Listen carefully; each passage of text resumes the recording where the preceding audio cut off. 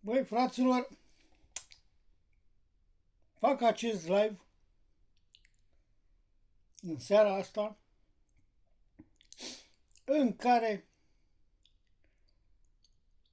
îl întreb pe primarul comunei Brăduleț Gargamel, dar și pe consilierii PSD ai lui Gargamel, cât și vicele primar Dimian Florian Boșorogul, care a candidat cu Pampers-ul la cur, cam pe unde ar fi 15 miliarde bani vechi, lei vechi,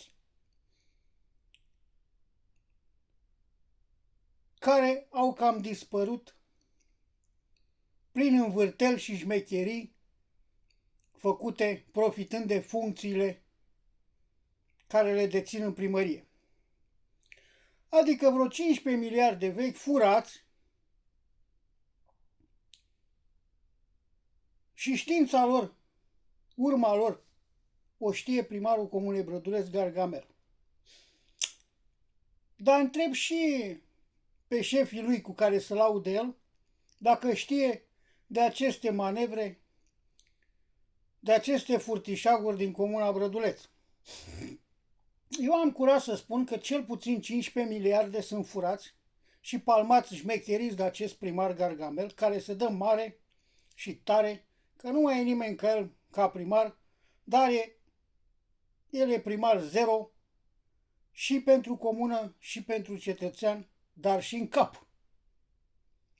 În creier, pentru comune iar e zero. Pentru el a știut să-și acapareze banul din funcția de primar. Din 2020 și până astăzi, țineți minte, eu am zis doar 15 miliarde vechi. Dacă or fi mai mult, asta e. Am greșit eu.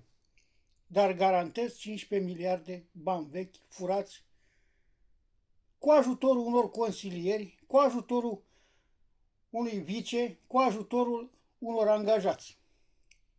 Bani dispăruți prin fel și fel de învârteli făcute prin acte și manevre, cu niște lucrări, cu niște nimicuri, bani care au dispărut. Oare voi, Gargamele, la câte dai mare și tare și în comună zero, poți și ai tupeu să ieși, să mă înfrunți la situația asta? Tu și cu consilierii tăi. Ai tupeu sau nu ai tupeu? Dacă ești un primar de la cum te dai tu rotund mare tare, cu țigare în gură permanență prin primărie și cu figuri pe tine, hai să începem. Iar care are curaj să vorbească, să-mi scrie aici în live dacă știe cumva de dâra acestor bani. Consilieri, prieteni de-ai tăi, Gargamele, doamna Garga, cred că știe.